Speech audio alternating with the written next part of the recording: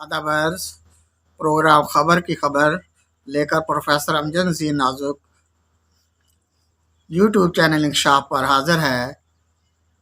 हंसी उल्लू और बेवफा दोस्त। खबरों में पहली खबर हंसने के बारे में। हंसना कोई बुरी बात नहीं, मगर इसका मौका महल होता है।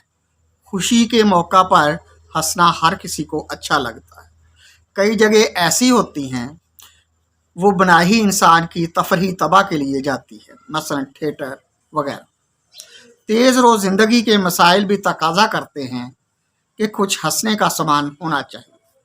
अक्सर लताइफ के अनवान के तौर पर लिखा जाता है हंसना मना है, जो आज खुद हंसने का मुहर्रिक बन जाता है, यानी हंसी का मुहर्रिक बन जाता है। जापान का शहर यामागाता इस लिहाज से मुनफरिद है, यहाँ ये कानून नाफज है कि रोज़ाना हंसना ज़रूरी है, जिस पर अमल दरामद के लिए लोग हंसते रहते हैं।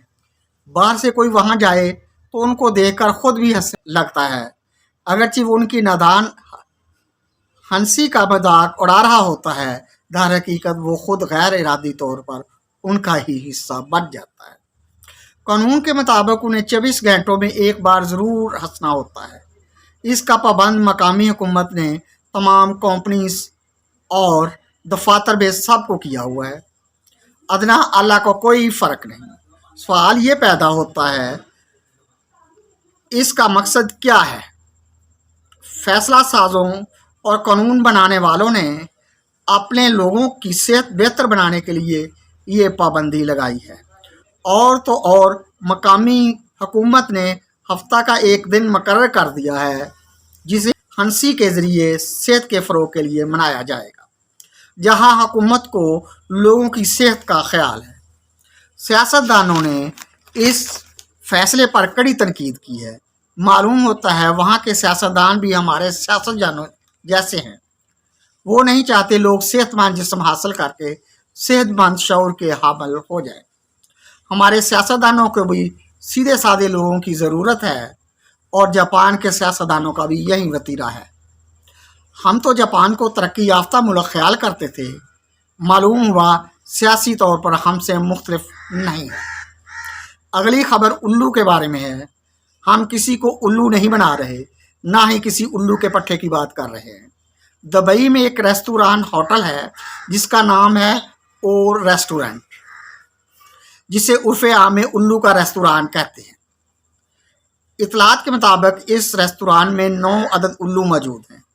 आप खुद ही अंदाज़ा करें, जहाँ 9 अदद उल्लू ना सिर्फ हों और मौजूद हों, वहाँ क्या क्या गुल खिलाए जाते होंगे।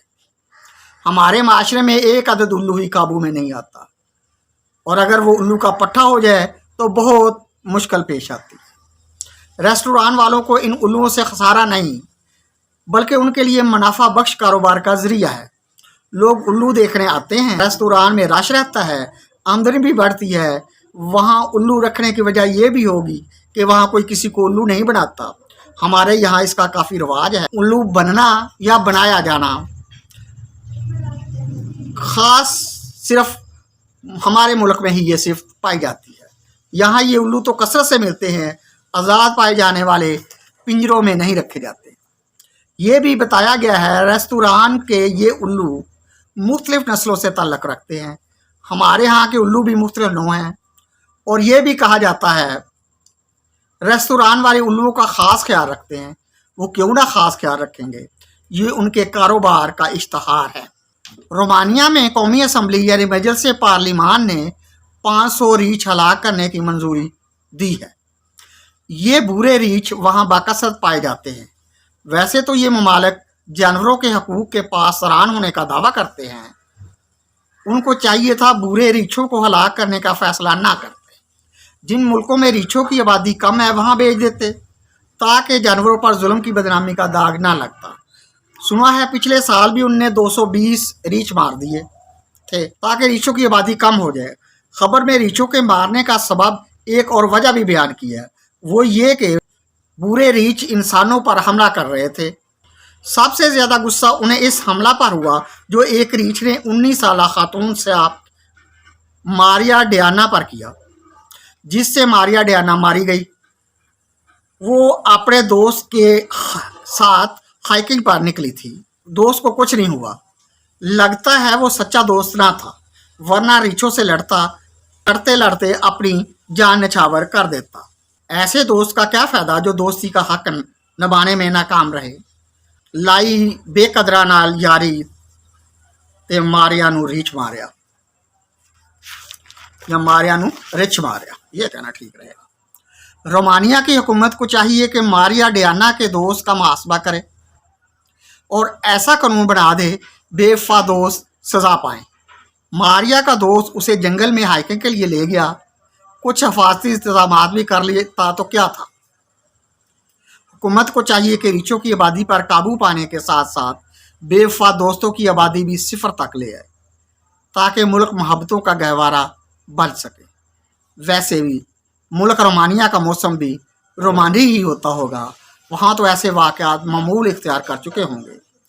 पार्लिमान को आगाह होना चाहिए, वो इंसानों का तहफ़्फ़ुज़ जानवरों से करने में तभी कामयाब होगा जब बेवफा दोस्तों पर भी पाबंदी लग जाए।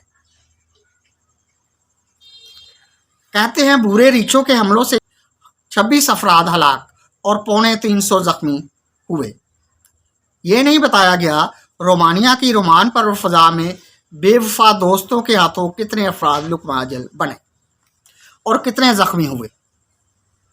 वहाँ के लोगों ने अभी तक जज्बात के मजरूह होने पर ना तो कोई रैली निकाली है, ना जलसा जुलूस का इंतज़ाम किया है। ये लोग मोहब्बत की कदर से आगाह नहीं। ऐसे कामों के लिए हमारी आवाम हमा वक़्त तैयार रहती है। अगर ऐसा वाक़या इधर होता तो एहतजाज ज़रूर होता और आलमी कॉन्फ्रेंस दोस्त परवरी मनक़द हो जाती।